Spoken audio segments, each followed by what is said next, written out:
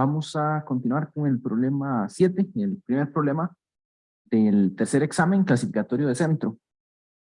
Y lo que nos dice es que tenemos pues estas ciudades que están conectadas por un tren, por trenes directos, pero hay tres excepciones, tres parejas de excepciones. A y D no están conectados, B y E no están conectados y C y E no están conectados. Pues, tal vez, vamos aquí, bueno, en el dibujo cómo se ve, tenemos las conexiones, tal vez le pongo en rojo estas que son, digamos, diametralmente opuestas, que no están conectadas. Okay. Yo les voy a compartir dos soluciones diferentes de este problema. Digamos, la primera solución, para resumir primero,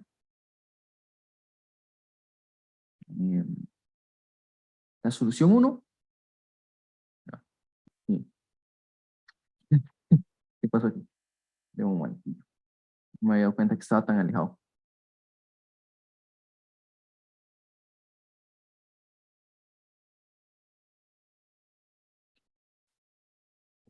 La solución 1.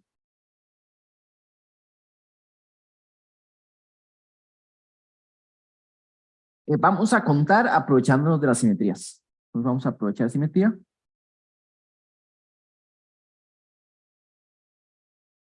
Simetría. Y la solución 2 sería con el principio de inclusión-exclusión.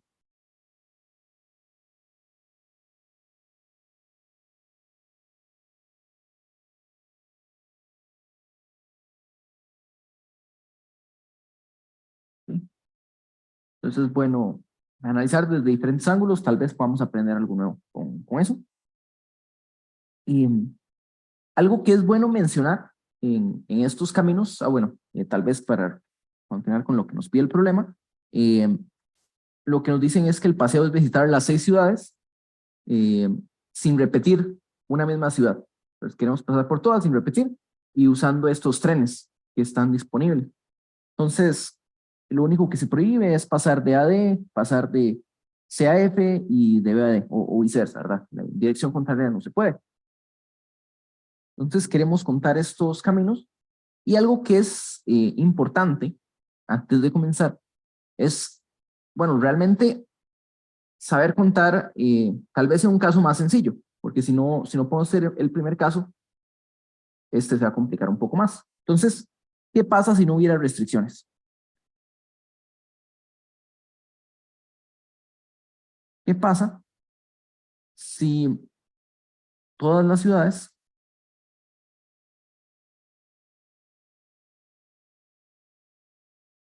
estuvieran conectadas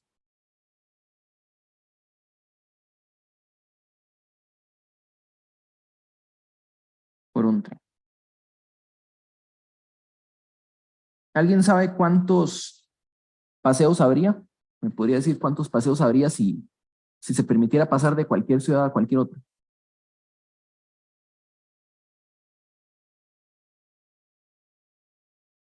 6 factorial. Muy bien, habrían 6 factorial.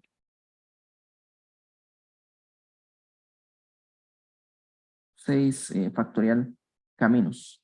Caminos, ¿verdad? El 6 factorial, que es el producto de los números desde 1 a 6, porque uno tiene 6 opciones para la primera ciudad, ¿verdad?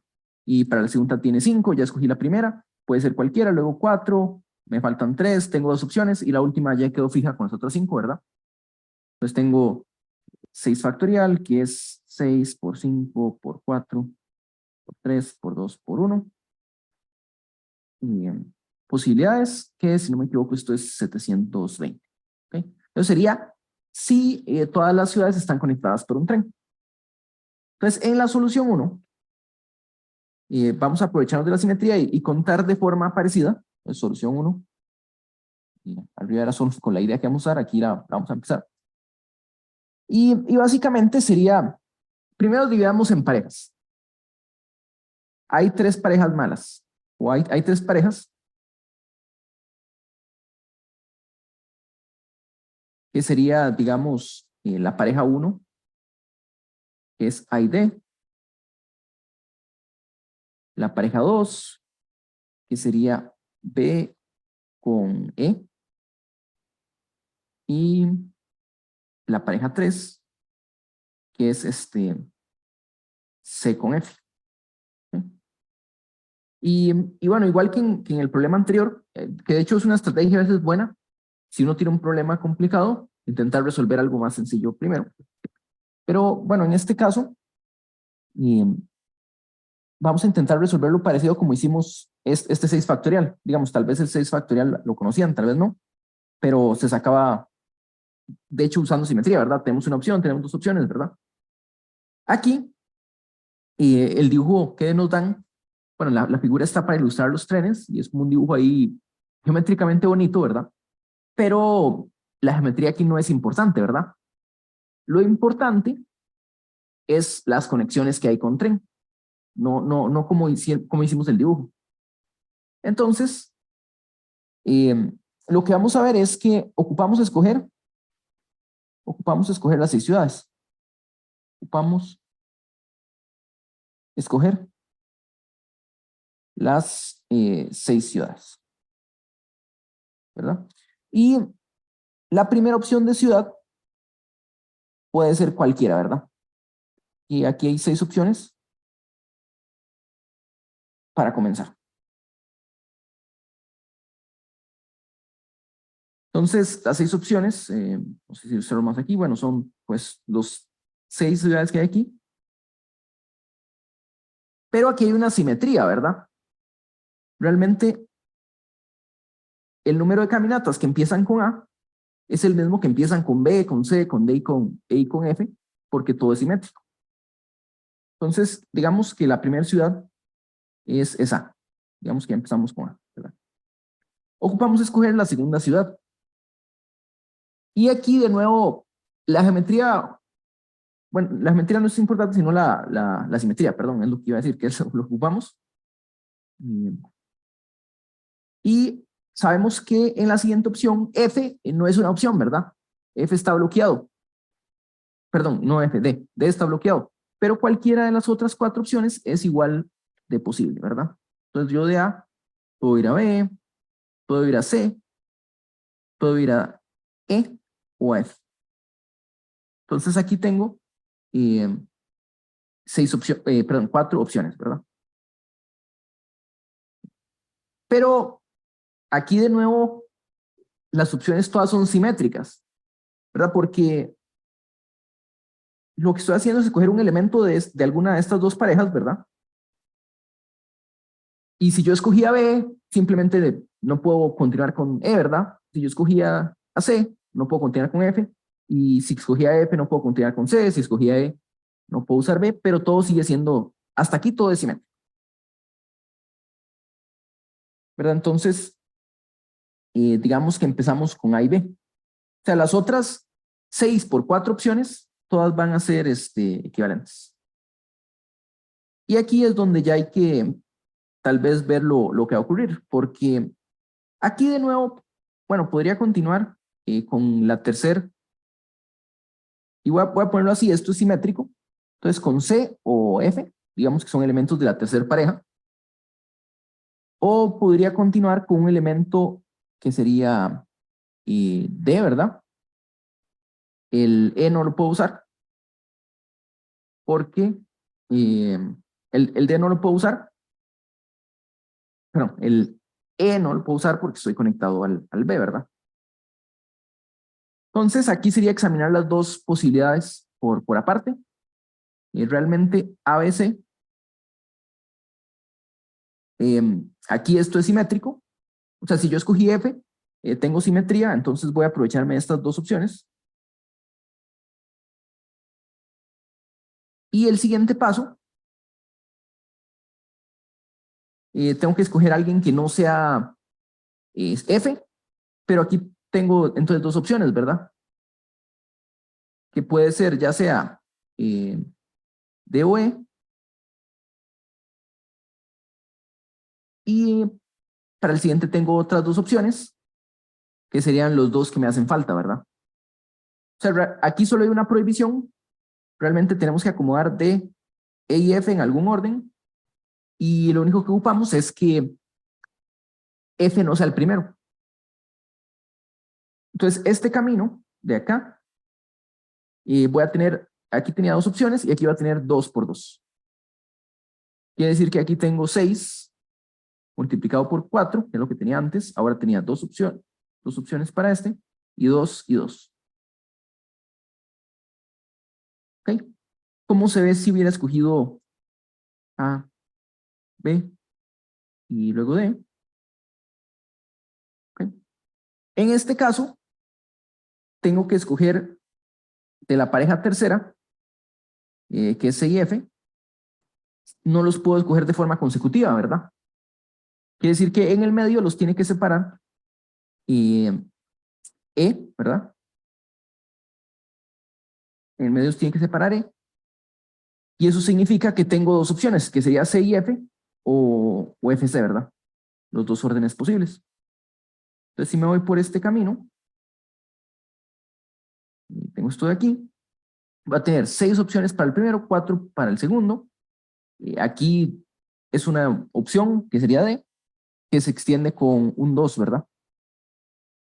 Una vez que escogí 2, el D, va a haber dos opciones que son CEF o FS.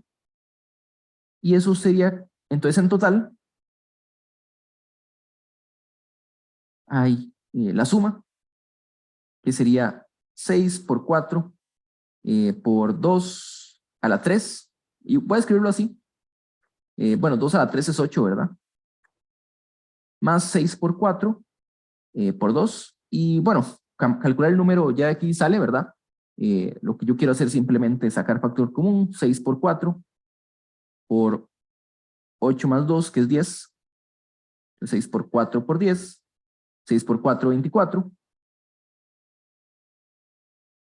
6 por 4, 24. Y entonces esto me da 240. ¿Ok?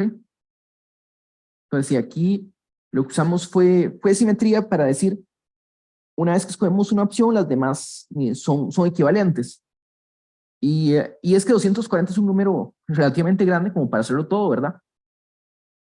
Entonces es darnos cuenta de eso, que hay opciones que son equivalentes, pero hay opciones que no, ¿verdad? O sea, ya en la primera parte, bueno, el primero sí es cualquier cosa.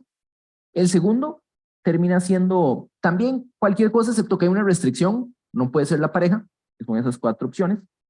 Pero aquí en la tercera opción es donde es importante, porque uno ve que hay 3 opciones disponibles, ¿verdad? En principio, que son C, F y D, si empecé con A y B, pero no son equivalentes. Entonces aquí ya no es un producto, sino que ocupamos considerarlo en suma, porque son casos por aparte. ¿Ok?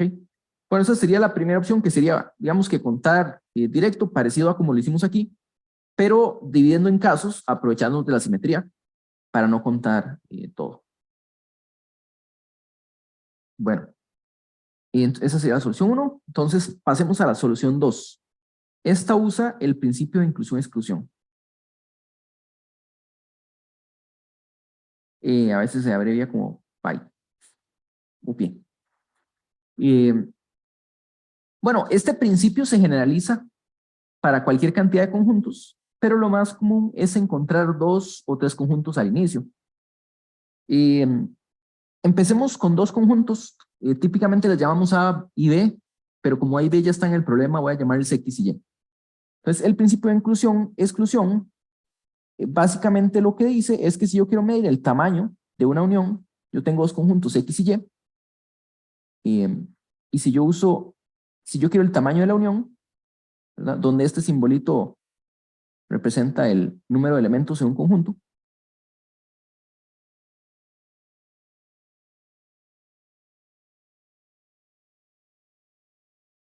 entonces, pues en principio yo lo que haría es sumo la cantidad de elementos en X y sumo la cantidad de elementos en Y, ¿verdad?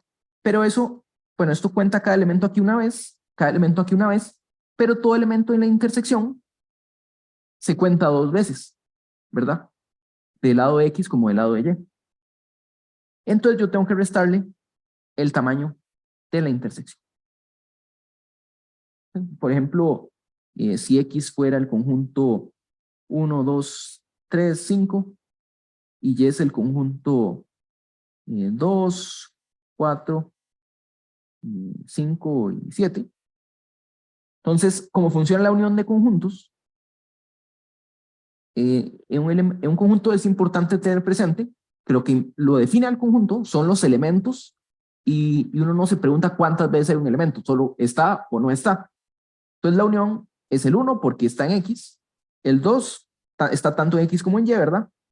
El 3 está en X, el 5 está tanto en X como y el 7. Entonces el tamaño de esta unión es 5, ¿verdad? Déjame ver si lo... ¿sí? Me faltó el 4. Se me perdió el 4. Es 6 entonces, perdón. El 4 no lo había puesto, es 6. Y lo que dice el principio de inclusión y exclusión es que si yo sumo la cantidad de elementos de X y le resto la intersección, la cantidad de elementos en X es 4, ¿verdad? La cantidad de elementos en Y también es 4. Mientras que la cantidad de la intersección, eso es, tenemos el 2, ¿verdad? Y tenemos el 5. Entonces son 2. Le resto 2 y eso me da 8 menos 6, sigue siendo, perdón, 8 menos 2, que es 6, ¿verdad? Entonces, ahí es un ejemplo como para verificarlo. Pero esa es la idea, que si yo sumo y estoy contando mal, entonces en este digamos que sería, si estoy contando mal porque estoy contando la intersección de forma doble. En este caso, voy a usar el principio de inclusión y exclusión, pero con 3 conjuntos. Y este principio se generaliza realmente a cualquier cantidad de conjuntos. Pero si no han visto el principio de inclusión y exclusión, y conformémonos con verlo para 3 conjuntos. Entonces lo que dice el principio, además que, bueno, en dibujo es más fácil dibujarlo en 3 conjuntos, que en 4, digamos 4 ya la cosa se va complicando.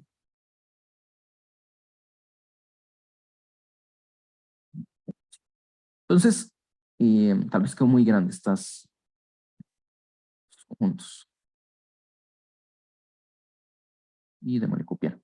Entonces, lo que dice el principio de inclusión y exclusión es, me da la cantidad de elementos en la unión. ¿Okay?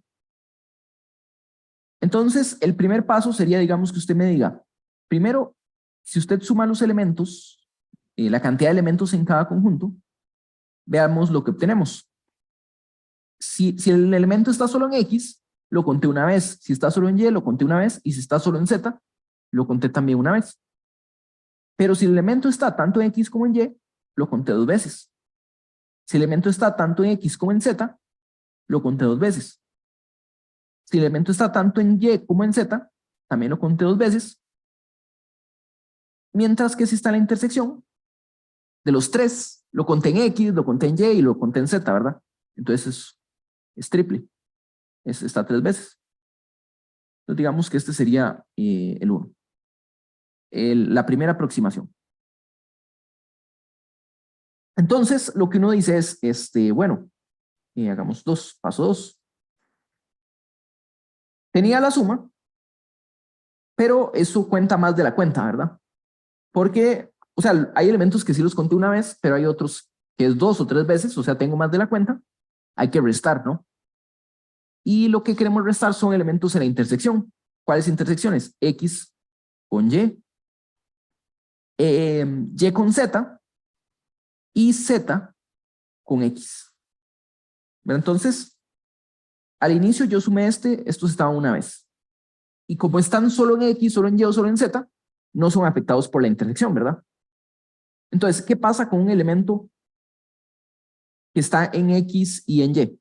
Antes lo conté 2 veces. Ahora lo estoy contando una sola vez, ¿verdad? Si está solo en X y en Y, pero no en Z, lo estoy contando aquí. Y lo mismo podemos decir de este que está aquí, lo conté una vez. Y este también lo conté una vez, entonces hago la resta. Y 2 menos 1 es 1, ¿verdad? Entonces ya el conteo está muy bien en estas partes. Pero si tengo un elemento que estuviera en los tres conjuntos, está en las tres intersecciones, ¿verdad? Si está tanto X como Y y Z, está en la intersección de X y Y, está en la intersección de Y con Z, y en la intersección de Z con X. Entonces, antes lo había contado 3 veces, y ahora lo conté otra vez 3 veces. O sea, está 0 veces. Entonces, necesito arreglar eso, y la forma de arreglarlo es, ahora ocupo sumar. Bueno, entonces, ahorita lo que teníamos era, estos elementos están bien contados, estos ya están bien contados porque primero aparecían 2 veces y luego los resté una vez. Y entonces, lo que dice el principio de inclusión-exclusión es que si yo quiero el tamaño de una unión, lo que tengo que hacer es sumo los conjuntos como tales, le resto las intersecciones, que es lo que tenía allá, y cuando hice una resta, entonces me falta contar un poquito más, o sea, quedé por debajo del número, y lo que hace falta es sumarle lo que está en la intersección de los tres. Entonces ahora este estaba en 0, pasa a 1, y ya todo está bien contado. Cada elemento fue contado exactamente una vez. ¿Okay? Y esto se generaliza. Es una, pero bueno, la idea de generalización es muy parecida, pero hay que formalizarlo un poco o hay que hacerlo más abstracto porque sería cualquier cantidad de conjuntos. Pero la idea es la misma, que uno primero empieza con los conjuntos, suma las intersecciones con temas de la cuenta, entonces tengo que restar intersecciones. Después de restar intersecciones, quedan partes que conté menos de la cuenta. En este caso dio 0, pero cuando es más grande, puede ser que quede tal vez un número negativo. Entonces tengo que luego sumar, pero luego con temas de la cuenta el resto, y cada vez voy cambiando el signo y agregando intersecciones. ¿Okay? Igual como les digo, si no conocen este principio, conformémonos con esta primera forma. ¿Okay? Entonces, veamos la solución 2. No sé si ya la empecé aquí. Sí, empezamos. Digamos que ya empezó. En realidad esto era un previo a la solución, era para tener presente el principio de inclusión-exclusión. Pero básicamente aquí hay 3 conjuntos. Digamos, podemos considerar X, digámoslo bien, estamos contando caminos. Ok, hay alguien en el chat, vamos a verlo. Hubo una clase de avanzado, pero era la versión avanzada del principio de inclusión-exclusión, sí, eso sí. Eh, pero como les digo, o sea, es que la versión avanzada es para cualquier cantidad de conjuntos, sí es muy bonita, pero hay que saber algunas cosas antes de entrarle a esa parte. O es bueno saber varias cosas antes de entrarle a esa forma. Ok, entonces básicamente vamos a usar el principio de inclusión-exclusión, pero para contar cuáles caminos son malos, ¿verdad? Porque vean que aquí habíamos dicho, hay 6, esto quedó como muy feo, ¿eh? Habían 6 factorial caminos. No sé por qué se vea. 6 factorial caminos. Esos son todos los caminos posibles. Y si usted me dice, bueno, hay caminos malos y yo los quito, entonces el resto son los caminos buenos. ¿Verdad? Entonces un camino malo, un camino es malo si usa alguna de las parejas, ¿verdad? Si usa AD, si usa B, BE o si usa CIF, ¿verdad? Entonces lo que yo voy a hacer es hacer un conjunto. Bueno, para usar inclusión-exclusión siempre se ve como conjunto, pero realmente es un grupo, ¿verdad? De objetos. Un conjunto es un grupo de objetos, entonces el grupo sería los caminos. Entonces básicamente X sería los caminos que usan AD, Y, los caminos que usan B y E, y Z, los caminos que usan C y F. ¿Okay? Entonces, contemos el tamaño de X, ¿verdad? Y esto es lo interesante. Recordemos que cuando hicimos lo de 6 factorial, dijimos, hay 6 opciones, ¿verdad? Para determinar el orden. Pero ahora tenemos 5 opciones, porque vamos a pensar A y D como un solo bloque. Entonces, lo que vamos a acomodar es AD, B, E, me salté la C, C, E y F. Pero entonces, unimos A y D están pegados, entonces quiere decir que ocupo poner los 5 caminos y tengo igual 5 factorial, 5, 4, 3, 2, 1 opciones, ¿verdad? Entonces, el tamaño de X sería 5 factorial, casi 5 factorial, pero hay una cosa, y es que, bueno, yo dije pegamos A y D, ¿verdad? Pero ¿qué viene primero, A o D? Entonces, realmente aquí sí hay una opción doble que es o de AD o de A. Entonces, como tengo esas dos opciones, sería 5 factorial por 2. ¿Ok? Básicamente es eso, los pegamos con goma, entonces ahora tengo 5 objetos que acomodar en una fila. Pero el orden de este dentro de A y D también puede cambiar, entonces por 2. Lo bueno de aquí, de este principio de inclusión y exclusión, o por lo menos en muchos usos, es la simetría nuevamente que hay realmente. Porque son muchos conjuntos, pero espero que me crean que Y y Z son como idénticos, ¿verdad? A X. Entonces, lo que cambia es la pareja. Entonces, quiere decir que cada uno de ellos tiene 5 factorial por 2 caminos.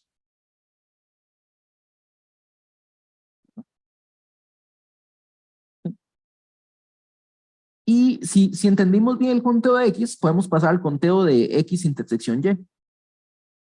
Porque aquí tenemos pegada la pareja A con D y la pareja B está pegada con E. Y me queda C con F, ¿verdad? Entonces, igual que antes, ahora, como los pegué con goma, ya tengo 4 elementos que ordenar. Y eso me va a decir que el tamaño de este es 4 factorial. Pero igual que antes, el AD puede venir como DA y el BE puede venir como EB. Entonces va a ser por 2 por 2 o podemos ponerlo por 4. Y de nuevo, la intersección de Y con Z, pues sería la misma cosa, ¿verdad? Y la intersección de Z con X es la misma cosa. O sea, se ve exactamente igual, lo que cambia son las letras, pero hay cierta simetría. Y lo que faltaría sería la intersección de los tres, X, Y y Z. Y en este caso lo que hay son 3 bloques, ¿verdad? AD, B, E. Y ahora C y F están juntos. Entonces, igual que el anterior, son 3 factorial permutaciones, pero cada bloquecito lo puedo dar vuelta. Entonces, por 2 por 2 por 2, que sería por 8. Entonces, aquí yo puedo contar el número de caminos malos, que es la unión. Y luego podemos restarle a todos los caminos. Entonces, esto me dice que el número de caminos malos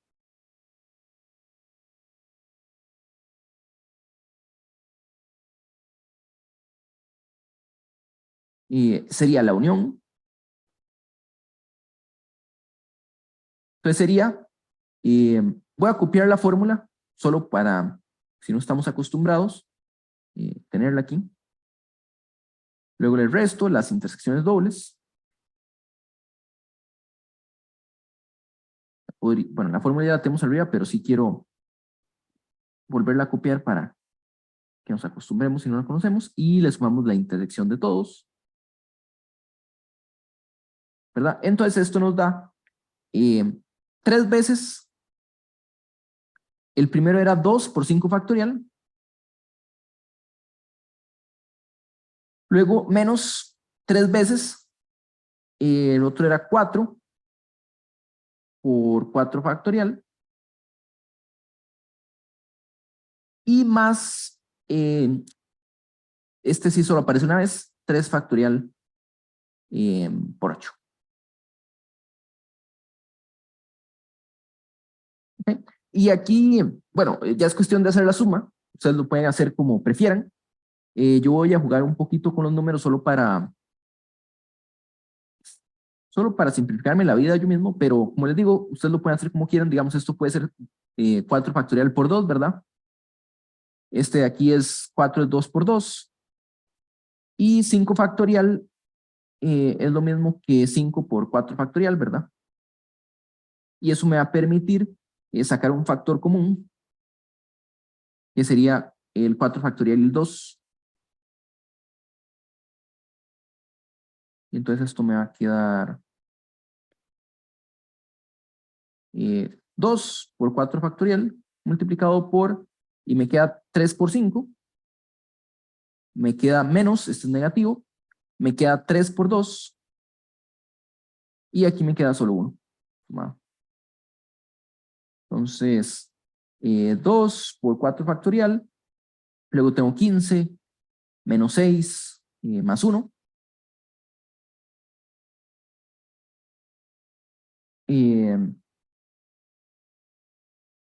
Esto sería 2 por 4 factorial por 10.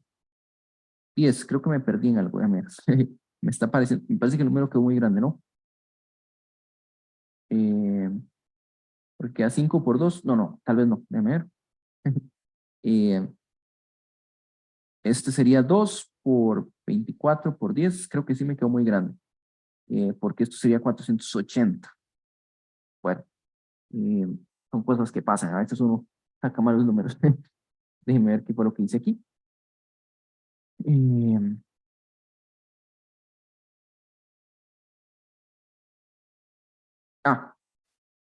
aquí, no, espere, no, está bien. 2 es 4 factorial por 2.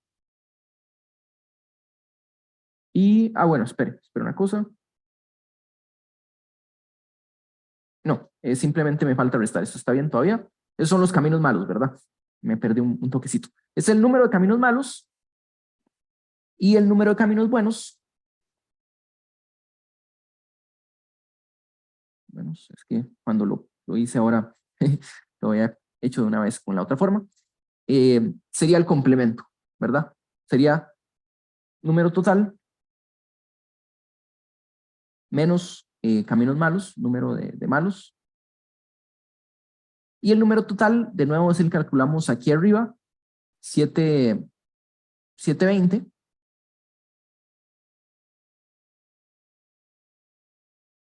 Y le restamos 480. Y esto nos da 240, ¿verdad?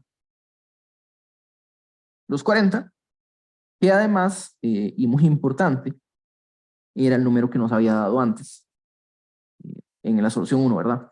Si las dos soluciones están buenas, deberíamos llegar al mismo número. Entonces, sí tenemos este otro número.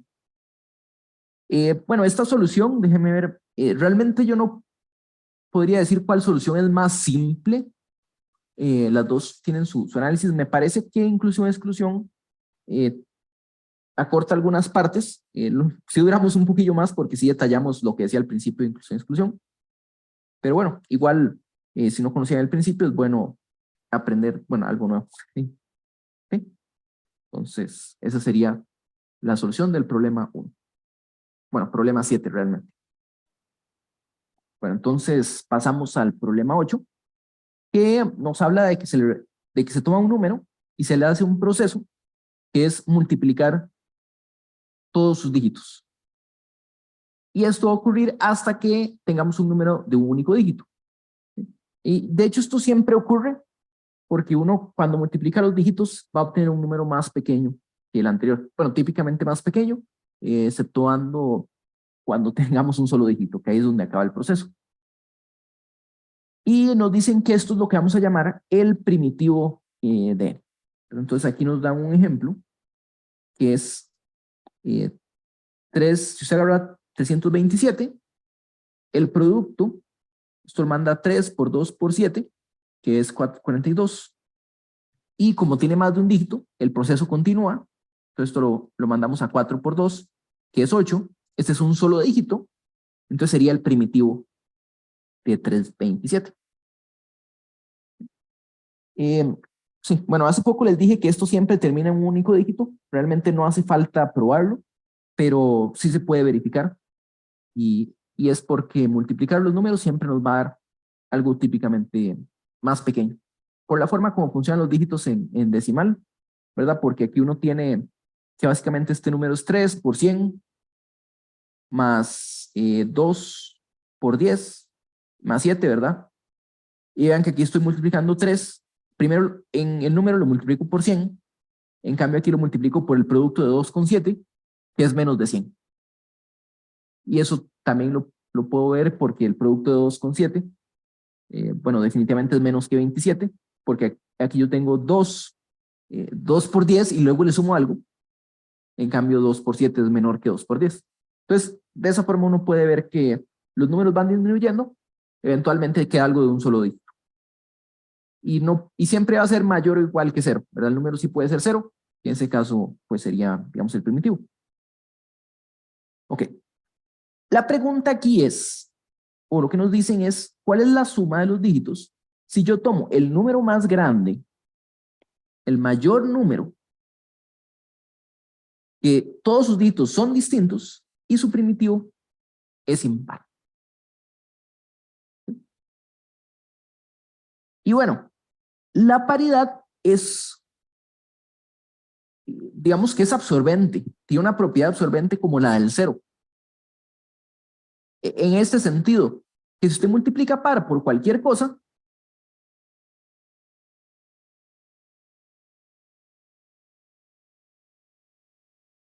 bueno, hablando de enteros, ¿verdad? O enteros positivos, esto siempre me va a dar par, ¿verdad? Vámonos aquí cualquier entero para... Esto me da par. Entonces, si usted ve un número par en un producto, usted ya sabe que la respuesta es par. Mientras que si usted multiplica cualquier cantidad de impares,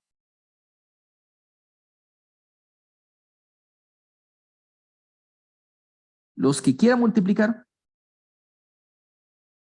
siempre que no haya un número par, la respuesta siempre va a ser impar. ¿Okay? Bueno, eso se puede también, o sea, eso basta verlo con dos números, ¿verdad? Impar por impar es impar, y de forma inductiva podemos meter cualquier cantidad de impares, ¿verdad? Si uno aplica el principio de inducción, tengo 10 impares multiplicados, es el producto de 9 impares por otro impar más, y si ya sé que el producto de 9 impares es impar, multiplico por otro impar y me da impar. Pero bueno, creo que esto igual lo manejamos. Y esta propiedad, que digamos, como les digo, es como la del cero, ¿verdad? Si usted agarra un producto y usted sabe que cero está en ese producto, usted sabe que la respuesta es cero. Mientras que si usted agarra un producto de cualquier cantidad de elementos y cero no es ninguno de ellos, usted sabe que el número no es cero.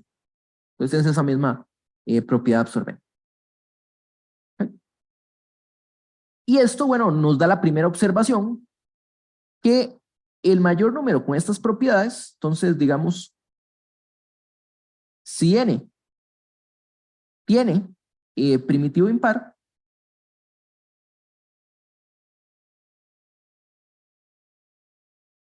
entonces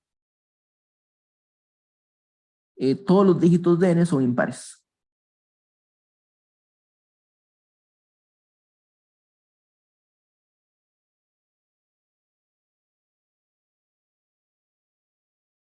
¿Verdad? Entonces eso me dice que los dígitos de n son 1, 3, 5, 7 y 9. O no son, sino que solo los puedo usar estos, ¿verdad? Y nos preguntan por el número, el más grande, el mayor número, ¿verdad? Entonces, el primer candidato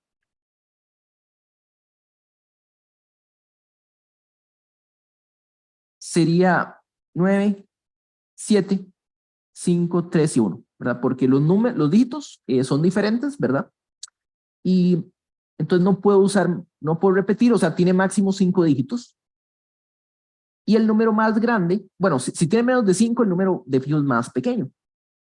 Y el número más grande de 5 dígitos que puedo formar es el que empieza con los dígitos más grandes, ¿verdad? Porque si yo empiezo con 7, empiezo con 5, con 3, el número sería máximo 80.000 y 97.000 es más grande. Entonces este es el candidato y cuando yo saco el primitivo, saquemos el primitivo, es 9 por 7 por 5 por 3 por 1. Bueno, el 1 ahí no afecta mucho, pero esto sería lo mismo que, bueno, hagámoslo de este orden: 9 por 7 por 3 por 5 es 15, ¿verdad? Luego 7 por 15, 7 por 5, 35, 7 por 1, 70 en este caso, entonces 105. Y cuando multiplicamos por 9, esto nos daría 945. ¿Sí? Y bueno, no necesito sacar la primitiva hasta el final, porque recuerden que este proceso se hace hasta llegar a un número de un dígito. Y aquí, al hacer el primer producto, yo encuentro el 4. Entonces esto me va a decir que la primitiva es par de una vez, ¿verdad? Igual, solo para seguir el juego, yo paso de este a este, que es 945. De 945 paso a 9 por 4 por 5, que es lo mismo que 9 por 20, ¿verdad? Y 9 por 20 es 180. Y aquí pasaría a 0.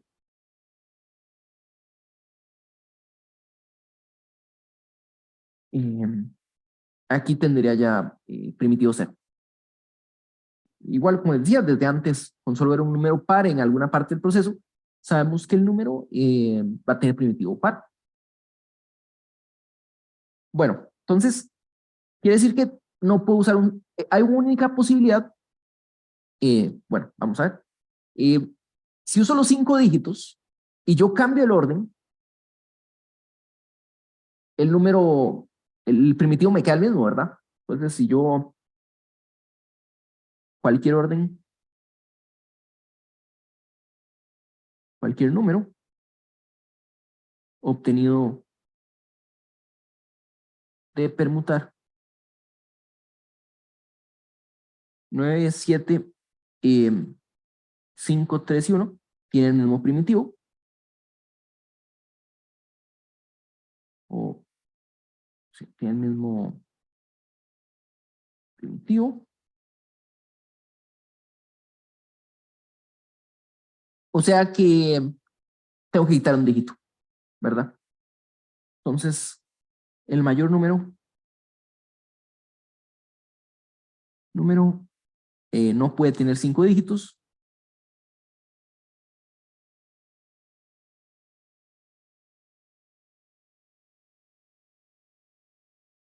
Y lo que va a ocurrir aquí es que tengo que quitar un dígito, ¿verdad? Y definitivamente ese dígito no es el 1, porque si yo quito el dígito 1, nada cambia. Entonces tengo que quitar alguno de estos dígitos y para hacer el número lo más grande posible, el segundo candidato sería el número 9, 7, 5, 1, ¿verdad? Tengo que quité este candidato, que era el 3, para hacerlo, quité el número más pequeño, o sea, el 1 no hace falta cambiarlo, o no cambia nada, porque en el producto no afecta, ¿verdad? Entonces quito el 3, que es el más pequeño, y luego mantengo este mismo orden, de más grande a más pequeño en los dígitos. Y cuando sacamos el primitivo, 9 por 7 por 5, bueno, por 1, pero el 1 lo puedo quitar, que es lo mismo que 9 por 35. 9 por 35 sería 45, llevo 4, 9 por 3 es 27, entonces 31. Y esto lo pasa a 3 por 5, que es 15, ¿verdad?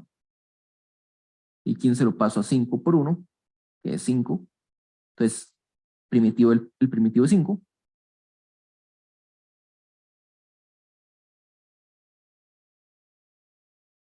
Así, 9751 es el mayor número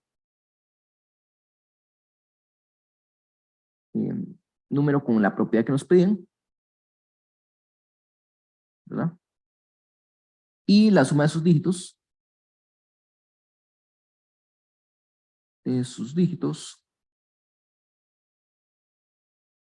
es 9 más 7 más 5 más 1, que es, bueno, 9 más 1, 10, 7 más 5, 12, entonces 22.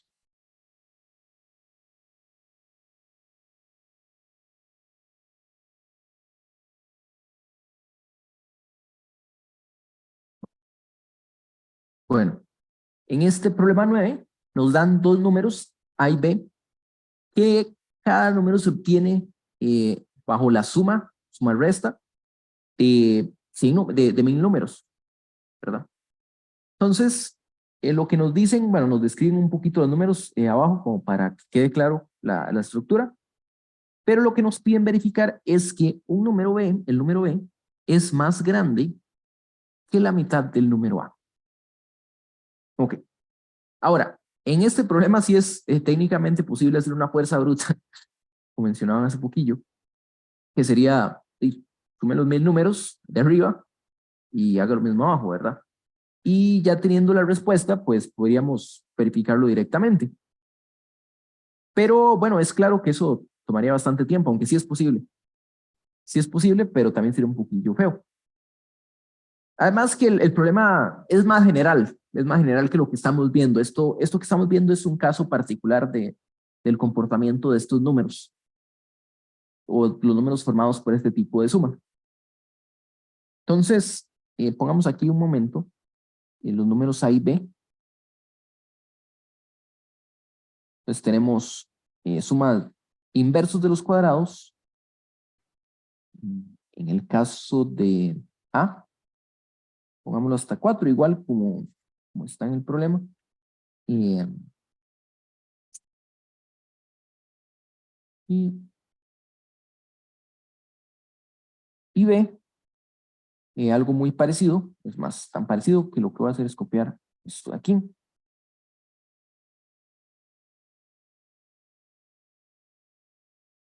Y lo que hacemos es que vamos alternando los signos. O sea, todo lo que está en posición par va a venir con un menos. ¿Sí? Entonces, bueno, ya que lo mencionamos, pongámoslo aquí también. Lo que son los impares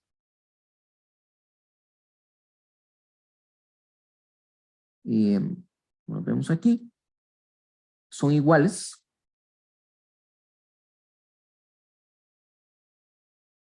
mientras que lo que son los pares van a venir con signos opuestos.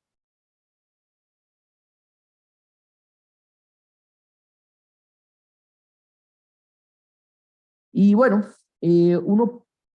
la idea aquí es jugar un poquito con estas expresiones. Entonces, algo que uno podría ver es, ya que tenemos partes donde son iguales, y más que todo la parte donde son iguales pero en signo opuesto, si yo sumo, por ejemplo, entonces diga, bueno, cada persona intentará el problema de forma diferente al inicio, pero yo viendo una expresión así, algo que me parece más natural es considerar una suma. Entonces, si uno suma, lo que va a hacer es cancelar todo lo que tiene signo contrario, ¿verdad? Que sería, bueno, todo lo del medio se cancela y me quedan solo los impares, pero aparecen dos veces, ¿verdad? Entonces puedo sacar el 2 que está multiplicando y me queda 1 cuadrado más 1, 3 a la 2, así, y tenemos 500 números impares.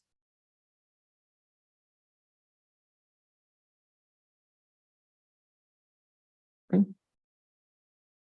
Y bueno, si nosotros vamos al problema lo que hay que mostrar es que esto, que B es mayor que A medios, ¿verdad? Entonces, esto ocurriría si esto es mayor que 3 A medios, por ejemplo. Entonces, voy a poner así como pregunta, esta parte de aquí. Y bueno, realmente no estoy seguro qué tanto, si se puede sacar de ahí, digamos, posiblemente alguna manipulación, pero un poco más compleja pueda llevarnos ahí a la respuesta. Y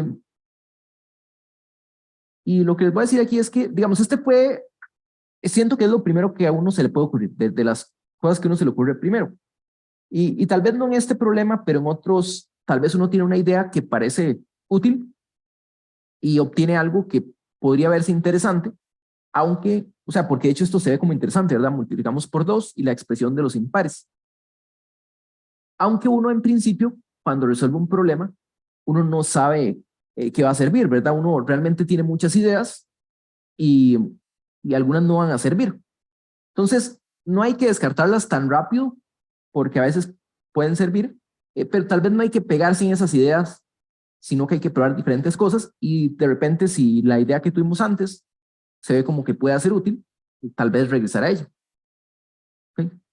Entonces, en este caso, la primera idea me parece que no es, bueno, no es la más útil, pero si uno sigue jugando con estas expresiones, ¿verdad? Porque considere la suma, que siento que es como lo más natural al inicio, pero si ustedes se dan cuenta, la resta es muy parecida, ¿verdad? La resta si usted resta los números, como lo que la resta hace es cambiar el signo, en vez de cancelar los pares, se cancelarían los impares, ¿verdad? Entonces consideremos también la resta. Y si yo estoy apenas resolviendo el problema, yo no sé cuál va a ser más útil. O al rato las dos me sirven, usándolas juntas. Pero bueno, saquemos 2 veces. Y en este caso me queda la suma de los pares, ¿verdad? Entonces me queda 2 a la 2, 4 a la 2. Voy a poner, digamos, el 6 a la 2 solo ahí para poner algo más. Y me queda 1 entre 1000 cuadrado. ¿Sí? Y si yo quiero ver que B es mayor que A medios, entonces tal vez lo voy a poner más como una nota aquí. Digamos que uno también juega un poco con esta expresión, ¿verdad? Entonces, si yo agarro menos B es menor que A medios, entonces eso sería lo mismo que decir, perdón, que menos A medios. Entonces yo necesito que A menos B sea menor que A menos A medios, que es que es también A medios. Entonces, bueno, entonces aquí voy a poner lo parecido que antes, la pregunta de ¿será que esto es menor que A medios? Bueno, ahorita podemos ir viendo un poco qué pasa. Pero, bueno, al principio, tal vez si uno no les pone cuidado, la expresión que tengo arriba de A más B y A menos B se ven como lo mismo, ¿verdad? Unos son pares, otros son impares. Entonces, como que da igual, o sea, tal vez no parezca que uno sea mejor que el otro. Pero los pares tienen una ventaja sobre los impares. Y es que los pares están unidos porque son múltiplos de 2, ¿verdad? Los impares, la unión que tienen es que no pertenecen a un grupo, entonces los pusimos juntos. Pero la propiedad de ser múltiplos de 2 nos va a poder ayudar aquí porque lo que yo tengo son sumas de números que tienen esta forma, 1 entre 2k al cuadrado, un par al cuadrado, o sea que cuando le va al cuadrado esto es un cuarto multiplicado por 1 entre k al cuadrado. Entonces yo puedo sacar un cuarto de cada término de la expresión a factor común. Entonces, a menos b medios, perdón, a menos b es 2 veces y voy a tener un cuarto por 1 entre 1 a la 2. Voy a tener un cuarto por 1 entre 2 a la 2. Voy a tener un cuarto por 1 entre 3 a la 2. Y el último número es un cuarto por 1 entre 500 a la 2. Entonces puedo sacar a factor común este cuarto, ¿verdad? Y me queda 2 por un cuarto. En otras palabras, es un medio, ¿verdad? La suma de 1 entre 1 a la 2, 1 entre 2 a la 2, 1 entre 3 a la 2. Y es una suma muy parecida a lo que había con A, solo que hasta la mitad. O sea, hasta la,